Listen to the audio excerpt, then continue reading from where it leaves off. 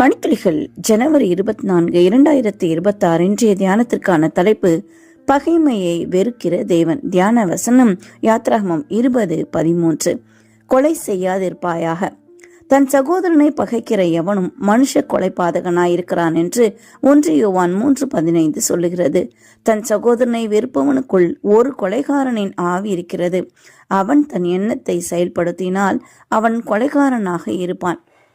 மனதினுள்ளே வளர்க்கப்படும் மறைமுக விரோதமும் பழிவாங்கும் மனநிலைமை, பொறாமை போன்றவை கொலை செய்யும் மனப்பாங்கை உருவாக்குகின்றன.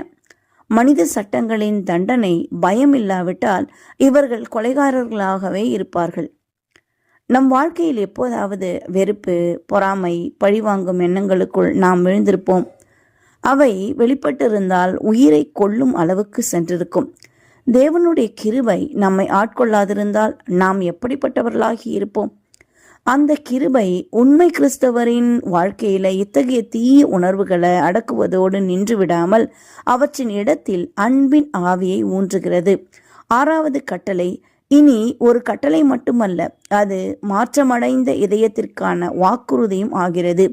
அமைதியும் இரக்கமும் நிறைந்த வாழ்க்கைக்கான அழைப்பாகிறது. இது வன்முறையை தவிர்ப்பதற்கான கட்டளை அல்ல, மாறாக அமைதி, மன்னிப்பு, அன்பை மதிக்கும் இதயத்தை வளர்ப்பதற்கான அழைப்பாகும். தேவனால் இதை செய்ய முடியும். வடகிழக்கு இந்தியாவில் பில்டாஷ் ஷாங்மா என்ற கிறிஸ்தவர் இருந்தார். அவருக்கு அட்வென்டிஸ்டுகளை பிடிக்கவே பிடிக்காது. ஆனால் அட்வென்டிஸ்ட் பள்ளி ஒன்றில் தனது மகன்களை சேர்த்தார். சில ஆண்டுகளில் அவர்கள் ஞானஸ்தானம் பெற்றுவிட்டார்கள். இதனால் அவர் இன்னமும் அதிக கோபம் அடைந்தார். பின்னர் ஒரு அட்வென்டிஸ்ட் ஊழியர் அவர் வீட்டில் தங்க அனுமதி கேட்டார். ஆரம்பத்தில் பில்டாஷுக்கு மனம் வரவில்லை. ஊழியரின் பணிவும் அன்பும் பில்டாஷின் இதயத்தை தொட்டது. பில்டாஷுக்கு ஊழியர் வேதாகம பாடம் நடத்தினார்.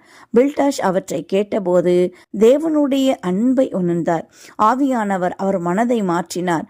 கோபம் குறைந்தது. அவரும் ஞானஸ்தானம் பெற்றார். முந்தைய சபை விசுவாசிகள் கேலி செய்யாமலும் பில்டாஷ் சமாதானத்துடன் இருந்தார். தேவ அன்பு அவருக்குள் இருந்த வெறுப்பை நீக்கி அன்பாக மாற்றியது. ரோமர் 5:5. தேவன் ஒரு கட்டளை கொடுத்தால் அதை நிறைவேற்றுவதற்கான வல்லமையும் தருவார். இந்த கட்டளையின்படி நடக்க அவருடைய ஆவியானவர் மூலமாக நம்முடைய உள்ளத்தில் அன்பை ஊற்றுவேன் என்று அவர் வாக்குத்தத்தம் கொடுத்திருக்கிறார்.